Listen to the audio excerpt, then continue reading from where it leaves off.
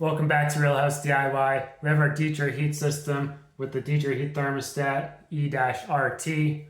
This is not the Wi-Fi thermostat. This is the regular programmable thermostat. You might have seen my last video where I did the installation. Now we're going to power this on, do the setup and programming. So down here at the circuit breaker panel, you add the sticker for the Schluter Ditra heat. Added the breaker number to that sticker. Has all the information. Now we're ready to turn on power. And just like that, with power applied to circuit breaker, it enters the setup menu. If you want, you can use the power button on the side, turn off power to the thermostat. Just hold that down for about 3 seconds and it powers off. So if it's summertime and you don't want to be using the heat, don't want to have to adjust all the schedules to lower temperatures, you can just turn off power at the circuit breaker or that power button on the side.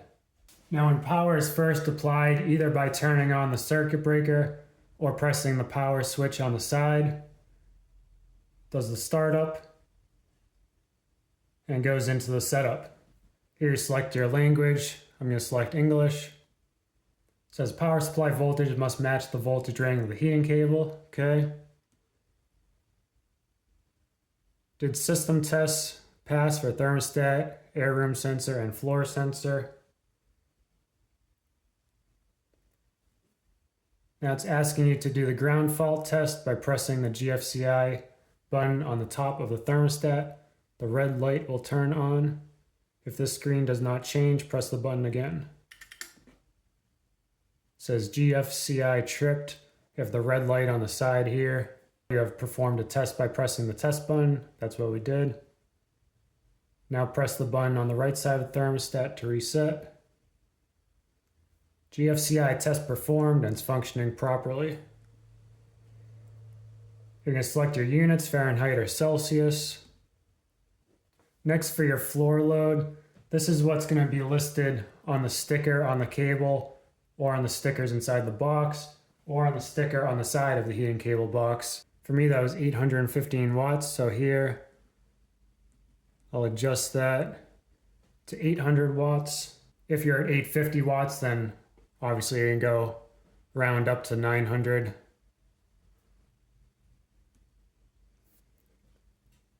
Next is sensor type. The sensors that they send in the box with the heating cable, those are the default 10 kilo ohm sensors.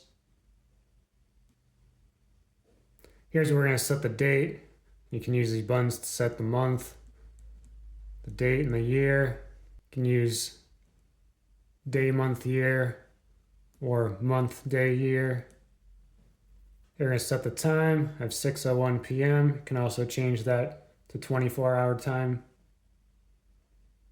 Now you're going to select your floor protection. Based on the type of flooring you have, I have tile. That's going to max out your temperature at 104 degrees Fahrenheit.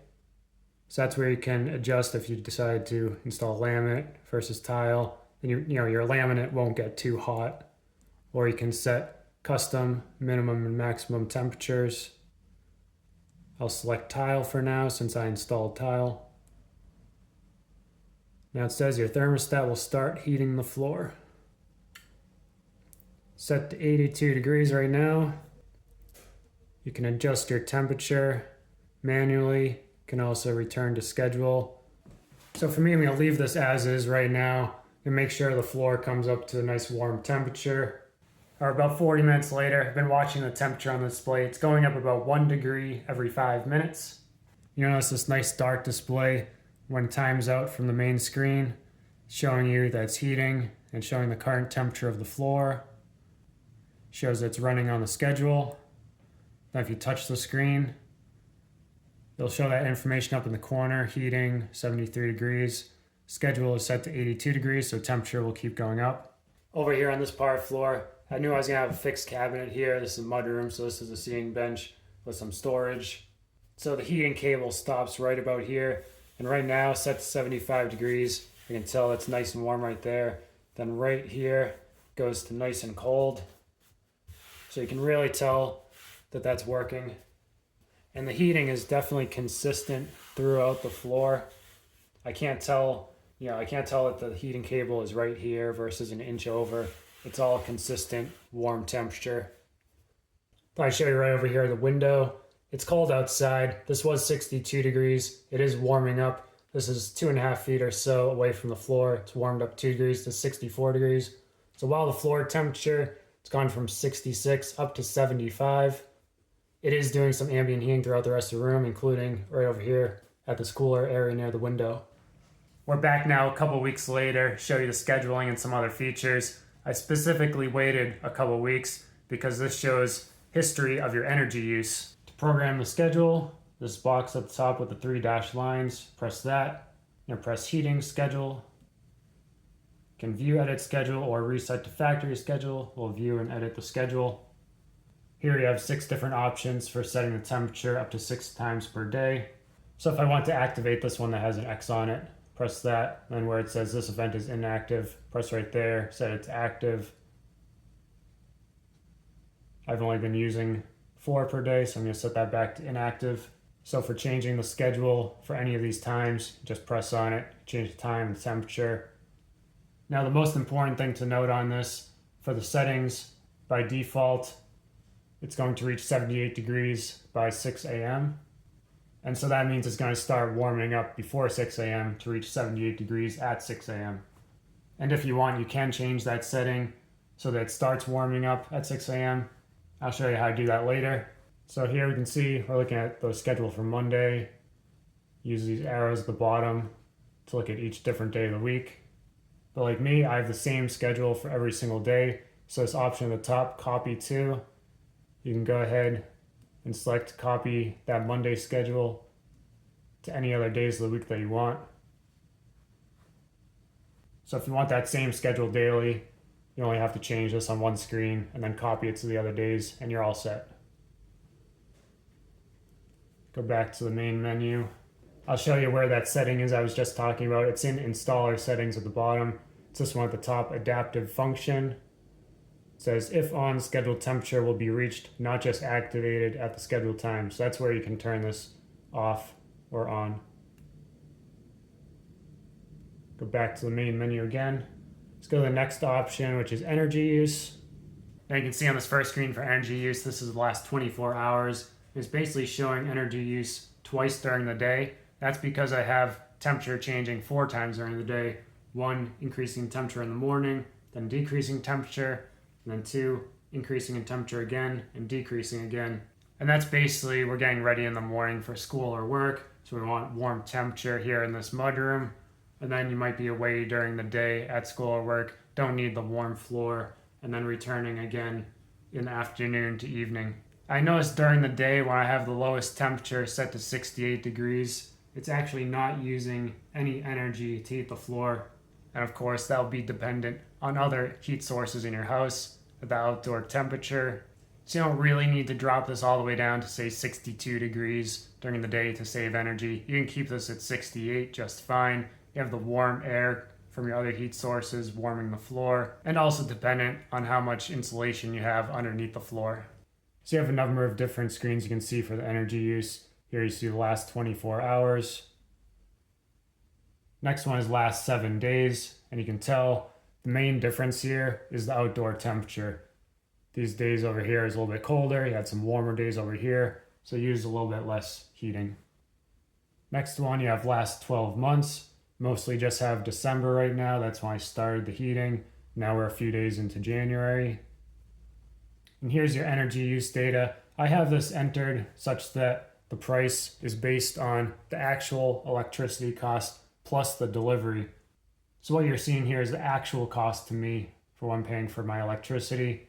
And I've got to adjust it just right to what I wanted. I wanted to be paying around $1 per day to use this heated floor in the mudroom. So you can see over 7 days, just under $7. Then you can see the cost for last 30 days and last 12 months. Of course, we haven't reached 30 days or 12 months yet, so it just shows the maximum that can. Next screen, energy consumption. This is where you can change floor load and electricity rate. The floor load is what we did at the initial setup, but here's where you can change the electricity rate. I have it set to 29 cents right now. That's the cost for my electricity and for the delivery. So that's the full cost to me per kilowatt hour for my electricity. So it's really nice to see here how much energy you're using, so you can adjust your schedule just right so you're not paying too much, but still getting the warmth that you need. Go back to the main menu, take a look at user settings. Some very basic settings here. You can change child lock, display brightness, screensaver, date time, daylight savings time. It's nice so you don't have to change the time manually. Just move this off and on when you need to change that hour twice per year. You can change your units, Fahrenheit to Celsius, language. There's some other information support and reset. Go back to the main menu and go into installer settings. You have that adaptive function we talked about earlier. There's an option for open window. I'm not using it. It says thermostat can detect an open window and shut off heating temporarily to save energy. You have sensor application. You're probably never going to change this. This is where I have the floor temperature sensors installed. You have sensor type. Again, never going to change this one. That's what we set up originally, the default 10 kilo ohm sensors. You can calibrate your sensors if you need to. And you can adjust your floor protection if you want a different minimum and maximum temperature that the floor can reach. I'm just leaving that at tile since I have tile installed. And you can do a factory reset here. So although this is very user-friendly and intuitive, there might be some settings you're not sure what they are.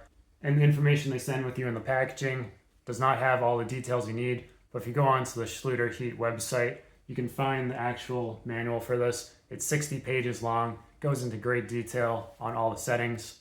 I hope you found this video helpful. Thanks for watching.